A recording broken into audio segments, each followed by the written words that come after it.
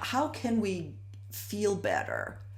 Get a grip on ourselves in these chaotic times to prepare our mind to actually be in a state to recreate. Did you push record?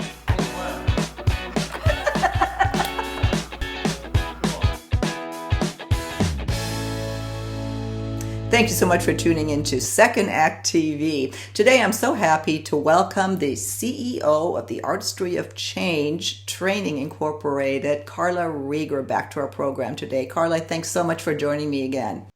Thanks for having me. Well, Carla, of course, is a mindset and communication skills expert. And she, if you've seen any of our previous segments, she primarily works with people our age to recreate and reinvent life after 50. And Carla, what we really want to focus on in this segment, since the last time we talked, our whole world has changed drastically. And a lot of us have been thrown into a reinvention or recreation mode, maybe without being quite ready for it yet. And I know you've recently done some podcasting on that topic. So talk to us today. How can we feel better? Get a grip on ourselves in these chaotic times to prepare our mind to actually be in a state to recreate. Yeah, and that is the first step because I think we're dealing with something that nobody here has ever dealt with in their life. There's no solution formula for dealing with it. So, and some people are really if you look around at the people some people seem much better at handling uncertainty and chaos and some people don't. And I don't think it's like you're naturally born that way or not. I actually think it's a skill you either learn or don't learn. And so my company's been teaching resilience for over 24 years now. And so we studied people who are resilient as opposed to those who aren't. So what are they doing? And we made the mistake in the beginning of thinking it was a strategy. But what I realized was that all the strategies in the world for being resilient didn't work if the feeling behind it wasn't there, if the perspective, if the habit of mind wasn't there. Like all the strategies in the world would not work, right? So and often when I only have a short period of time with people, like we have a short segment today, I really, there's many, but I kind of whittle it down to three. If you could just have these three habits of mind, they seem to really turn you from somebody who's freaking out all the time to someone who's solutions oriented. So, and there's three major questions to ask yourself. What could be useful is to think about what's a stressor you have right now in regards to the pandemic or the lockdown, something. We all have many, right? But think of just like one, and then you might find a solution as I talk. So what's one? For example, with me, it's, just I'm living with more people than I'm used to, like I'm living with family. So we're sort of having to, adjust ourselves, right? I don't know. What would you say is one of your stressors of the lockdown? I think actually one of the stressors is for me, is going out and then seeing how the world has changed. One of the biggest things, is seeing all the masks and the social distancing, because we talked about this off camera. My life hasn't changed much. You and I, we work, in the home. We have our home office, home studio, etc. And then going out in the world and seeing how it's changed is always kind of grabs me. I know. It's very disconcerting, isn't it? And then you're in the store and you see somebody and then you jump away from each other. Yes. Yes. Weird social thing. So whatever is yours, think about this. So what we noticed was that highly resilient people had this philosophy about life, which is that my feelings are driven by my interpretations about life and not about the external circumstance. So that's very conceptual. But what a lot of people, if you hear, and I can even hear this in my own mind sometimes going, well, this COVID-19 situation is making me anxious. Mm-hmm. Or this lockdown is making me frustrated. So it's all the thought that you have about it. And so that was the sign of a highly resilient person. So think about that for yourself. Are you able, highly resilient people could, they'll have that reaction, but then they'll go, okay, what are my thoughts driving this? And how can I change those to be more useful? So here's a question you can ask yourself.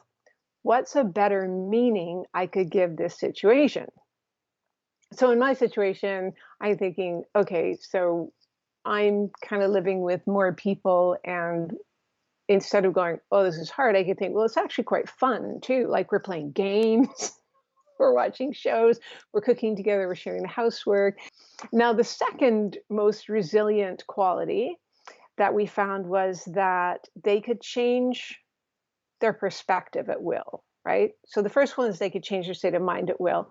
And the second was they could change their perspective. So those kind of people had this philosophy of life, which is every challenge in my life is a gift. Now, I know that sounds very corny and cliche. And we all like to go around saying, look for the hidden gift. And it can be annoying if you're right in the middle of a challenge and you're like, oh, go away.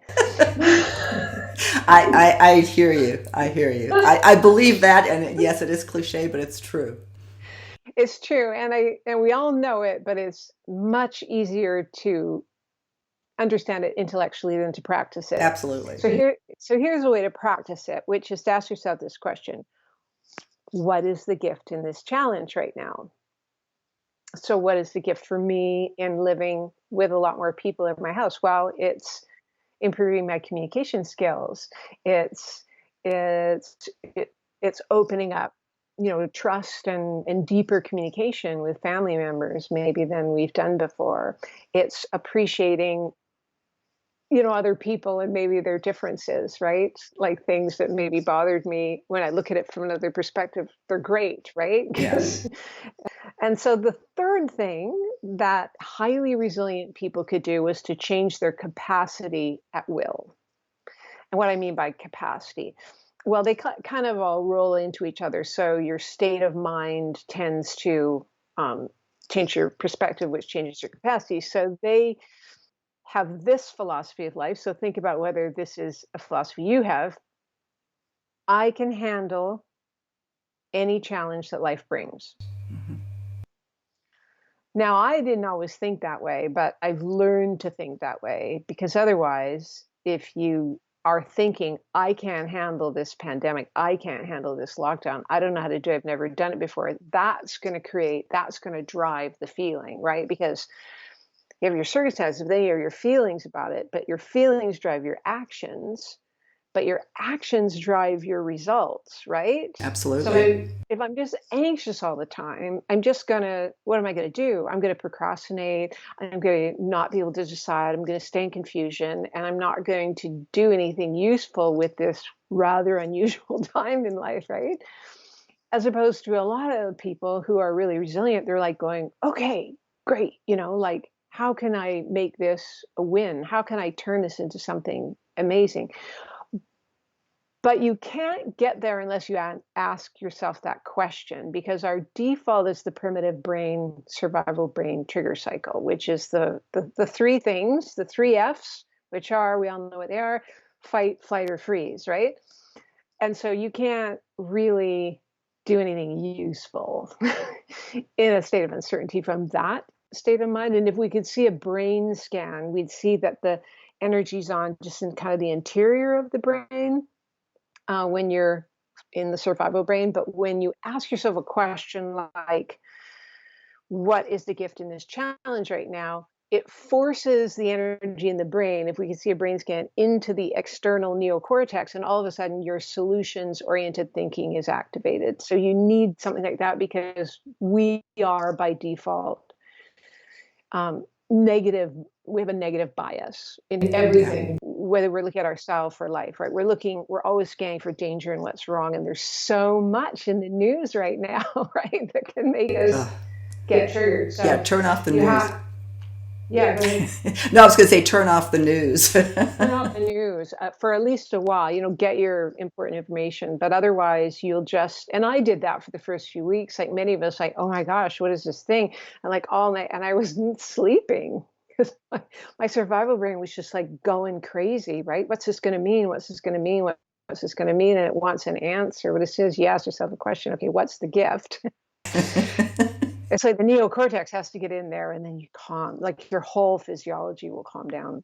Right. So the question that they ask themselves in order to have the capacity dialed up is, if I did know how to handle it, this challenge, what would I do that I'm not doing now? Interesting. Mm-hmm. Because that forces but I haven't done that before. I'm not doing. Oh, it's what I'm not doing now. Okay. So those are the three things that helped a lot of people move from, oh, I can't handle this uncertainty and this chaos, to yes, I can, just by those three questions. So I'll just summarize them. What's a better meaning I could give this situation? What is the gift in this challenge right now? And if I did know how to handle it, what would I do that I'm not doing now? Yeah, excellent. No, right. Just stop and pause, and you don't think about that. So this is giving people really a great way to just take stock of, where they are and put some meaning to what we're experiencing. Carla, we are at the end of our segment here, segment 1. I'd like to hold you over and discuss how we, feel better emotionally. Then now that we've gotten sort of a grip on our chaos, let's feel better emotionally and really prepare ourselves for being in a position to recreate and reinvent life after 50. So see you on our next segment on Second Act TV.